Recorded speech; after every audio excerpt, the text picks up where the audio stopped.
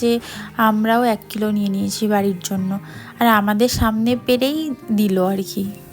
আর ইনি হচ্ছেন এই বাগানের পাহারাদার, এনার আরও সঙ্গপঙ্গ আছে, তো ওরা মোটামুটি 5-7 জন মিলেই এই বাগানটাকে মোটামুটি পাহারা দেয়। ফল পাড়া ফল খাওয়া সবই হয়ে গেছে, এবার ফিরছি। একেই এই জঙ্গলের বাজে রাস্তা, তার উপর রাত হয়ে গেছে, আর উপরন্তু পাওনা হিসেবে স্কুটির ফিউল প্রায় শেষ। মাঝ রাস্তায় আটকে গেলে কোথায় কি হবে জঙ্গলের মধ্যে জানি না। তার উপর তন্ময় আমাকে সমানে ভয় দেখিয়ে যাচ্ছে, বাঘ ভাল্লুক ভূত না জানি কী সব বলে যাচ্ছে। ঠাকুর ঠাকুর করে মেন রোডে উঠে গেছি, এবার আর কোনো প্রবলেম নেই, এবার বাড়ি চলে যাওয়া যাবে। তবে ডাইরেক্ট এখন বাড়ি যাব না, বাজারে ঘন্টাখানেকের মতন কাজ আছে, কাজ সেরে তারপর বাড়ি চলে যাব। ভিডিওটা এখানে এন্ড করছি, নেক্সট ভিডিও দেখা হবে, টাটা।